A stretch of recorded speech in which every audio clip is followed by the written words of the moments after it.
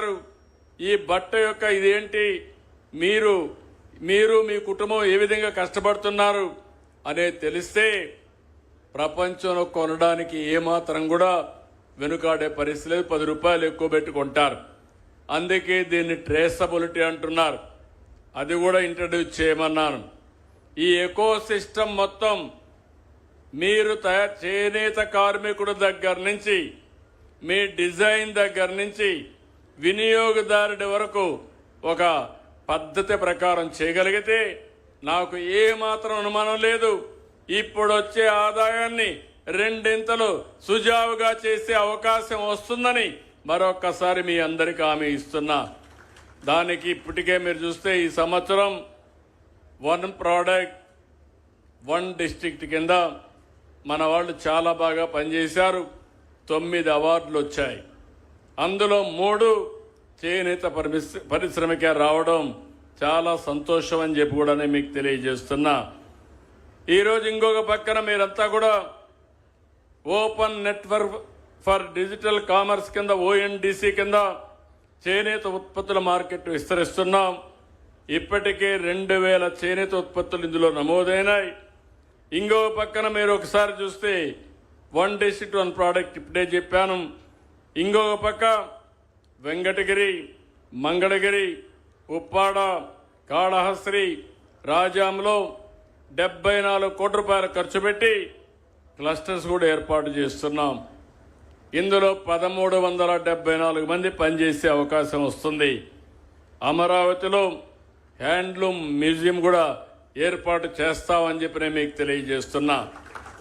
ఎప్పుడు కూడా ఒకసారి ఆలోచిస్తే ఇక్కడుండే చేనేత కార్మికులే కాదు, మొత్తం వెనుకబడిన వర్గాలు ఎప్పుడు కూడా తెలుగుదేశం పార్టీనే. మీరు 40 ఏళ్లుగా చూశాను, ఎన్ని రాజకీయాలు వచ్చినా కానీ ఎప్పుడు కూడా తెలుగుదేశం పార్టీకి అండగా నిలబడ్డ వర్గం, వెన్నెముగా సహకరించిన వర్గం ఈ వెనుకబడిన వర్గాలని చెప్పి కూడా నేను మీకు తెలియజేస్తున్నా.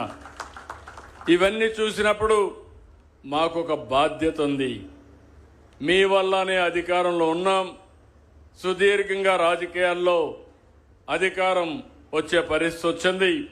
ఇవన్నీ కూడా చూసినప్పుడు ఎవరు ఎన్ని మాటలు చెప్పినా, ఒక్క మాటలో చెప్పాలంటే కొన్ని వర్గాలు వస్తూ ఉంటాయి పోతూ ఉంటాయి, కానీ పార్టీ పెట్టినప్పటి నుంచి పార్టీని బలపరిచిన ఏకైక వర్గం వెనుకబడిన వర్గాలని చెప్పి నేను మీ అందరికీ విజ్ఞప్తి చేస్తున్నా. అదే మరి పార్టీ కూడా మీకు రాజకీయాల్లో ప్రాధాన్యత తీసుకొచ్చాం.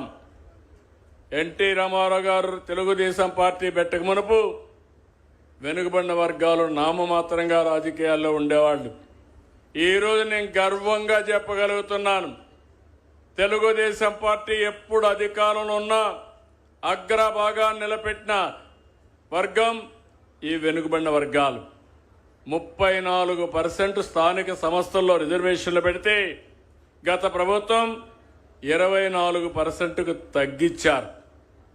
నేను అందుకే చెప్తున్నా, మళ్లీ దీని మీద పోరాడవలసిన అవసరం ఉంది. సుప్రీంకోర్టులో కూడా సమస్య ఉంది. దీనికోసం పోరాడతాం, మీకు న్యాయం చేపిస్తాం. ఇంకో పక్కన మీరు చూస్తే ఒకప్పుడు ఆదరణ పథకం తీసుకొచ్చాను. ఆదరణ పథకం ద్వారా పెద్ద ఎత్తున ఆర్థిక సహాయం చేశాం. ఇది సమైక్య ఆంధ్రప్రదేశ్లో ప్రవేశపెట్టాం. మళ్లీ 2014లో ఆదరణ 2 కింద దగ్గర 964 కోట్లు ఖర్చు పెట్టాం. మళ్లీ మీ అందరికీ హామీ ఇస్తున్నాను, ఆధునికమైన మరమగ్గాలు కానీ ఇవన్నీ ఇవ్వడానికి ఆదరణ 3 తీసుకొస్తాం.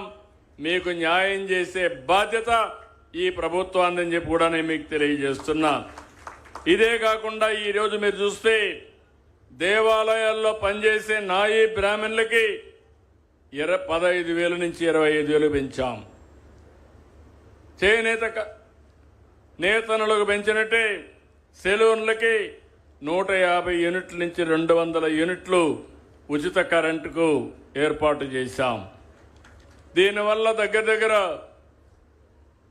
40,000 కుటుంబాలకు లాభం వస్తుంది. గీత కార్మికులకి 10% మద్యం షాపులు 50% సబ్సిడీతో ఇచ్చాం.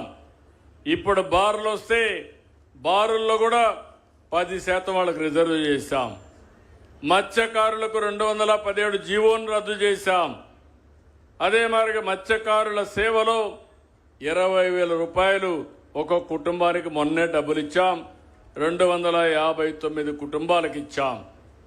ఇంకో పక్క సముద్రం పక్కనే వీళ్ళందరూ ఉంటారు కాబట్టి సముద్రం నాచు పెంచగలిగితే దానికి కెమికల్ వాల్యూస్ ఉన్నాయి, ఆదాయం ఎక్కువ వస్తుంది. సీవీడ్ నుంచి పరిశ్రమలు తయారు చేసే విధంగా కార్యక్రమాలు చేపట్టి ప్రత్యేకంగా మత్స్యకార మహిళల్ని ఇందులో భాగస్వాములు చేస్తామని చెప్పి నేను మీకు తెలియజేస్తున్నా. ఇదే కాకుండా వడ్డెరున్నారు, వాళ్ళ వృత్తి రాళ్లు కొట్టి అమ్ముకోవడం. ఆ క్వారీస్ అన్ని మినిమం 10% వారికే రిజర్వ్ చేయాలని కార్యక్రమానికి శ్రీకారం చుడుతున్నాం. వీళ్లే కాకుండా యాదవులు ఉన్నారు, గొర్రెలు కానీ అదే మరి పాలు కానీ పాడి పరిశ్రమలో ముందుంటారు, దాన్ని కూడా రివైవ్ చేస్తాం. ఇంకో పక్క కొరబ ఉన్నారు, వాళ్ళు కూడా చాలామంది ఈ యొక్క గొర్రెల పెంపకం వాళ్ళ జీవనోపాధి, అవి కూడా మళ్ళా ఒకసారి రివైవ్ చేస్తాం. నేను ఈరోజు ఈ సభ ద్వారా హామీ ఇస్తున్నా, నేతన్నలను ఆదుకుంటాం, వెనుకబడిన వర్గాలకు అండగా ఉండి మిమ్మల్ని ఆర్థికంగా, రాజకీయంగా, సామాజికంగా పైకి తీసుకొచ్చే బాధ్యత ఈ ఎన్డీఏ ప్రభుత్వాన్ని మరొక్కసారి స్పష్టంగా హామీ ఇస్తున్నా. సోలార్ ఇప్పుడే మంత్రి గారు చెప్పారు 2,000 యూనిట్లు మాత్రం చేశామని. నేను నియోజకవర్గానికి 20,000 చేయమన్నాను. ఈరోజు మీరు ఒక్కసారి చూస్తే ఎస్సీ ఎస్టీలకి 60,000 వరకు, అదే మరి ఉచితంగా 2 కిలోవాట్ల వరకు ఇస్తున్నాం. బీసీలకు అదనంగా 20,000 రూపాయలు, అంటే 28,000 రూపాయలు అదనంగా ఇస్తున్నాం. అంటే దగ్గర దగ్గర 70,000 రూపాయలు 3 కిలోవాట్లకు సబ్సిడీ కేంద్రం ఇస్తే నేను ఒక 28,000 రూపాయలు అదనం చేసి 3 కిలోవాట్లు పెట్టుకోగలిగితే 98,000 రూపాయలు నేరుగా మీ అకౌంట్లో సబ్సిడీ ఇస్తాం. అక్కడి నుంచి ఇంక కరెంటు ఛార్జీలు కట్టే పనే ఉండదు. ఇప్పుడు నేతన్నలు ఉన్నారు, మీరందరూ గుర్తుపెట్టుకోవాలి. ఇప్పుడు నేనంతా కూడా 200, 500 యూనిట్లు ఉచితంగా ఇస్తాను కాబట్టి కరెంటు ఉత్పత్తి చేయడం మానేయొద్దండి. అవసరమైతే మీరు పెట్టుకుంటే మీకు హామీ ఇస్తున్నా, ఈ 200 యూనిట్లు ఉచితంగా ఇస్తా. అదే సమయంలో మీరు ఉత్పత్తి చేసే కరెంటుకి అదనంగా డబ్బులు ఇచ్చే మార్గం కూడా నేను చూపిస్తాను, మీకు ఆ డబ్బులు కూడా ఇస్తాను. ఇక్కడ 10,000 రూపాయలు డబ్బులు సంపాదిస్తే అక్కడ 4,000-5,000 రూపాయలు డబ్బులు సంపాదించుకునే అవకాశం వస్తుంది. అది కూడా మీరు ముందుకెళ్ళండి. మీరు చేసుకోగలిగితే ఇది మంచి అవకాశం అని చెప్పి కూడా నేను మీకు తెలియజేస్తున్నా. ఈరోజు ఈ ప్రభుత్వం దగ్గర ఎవరన్నా ఇళ్లు కట్టుకుంటే బీసీలకు 50,000 రూపాయలు అదనంగా ఇస్తున్నాం. ఇది ఇప్పుడే కాదు, చేనేత కార్మికులకు ఎప్పటి నుంచో ఈ కార్యక్రమాన్ని అమలు చేశాం. రాబోయే 5 ఏళ్లలో సంవత్సరానికి 40,000 రూపాయలు, 40,000 కోట్ల చొప్పున 2 లక్షల కోట్లు దగ్గర మీ మీద ఖర్చు పెట్టబోతున్నాం. స్థానిక సంస్థలు నామినేటెడ్ పదవుల్లో 34% రిజర్వేషన్లు కల్పించాం. నా ఆలోచన ఒకటి, చట్టసభల్లో 33% రిజర్వేషన్లు వెనుకబడిన వర్గాలకు రావాలి. ఇది వచ్చే వరకు మీ తరపున పోరాడతామని మరొకసారి మీ అందరికీ హామీ ఇస్తున్నా. తెలుగుదేశం పార్టీ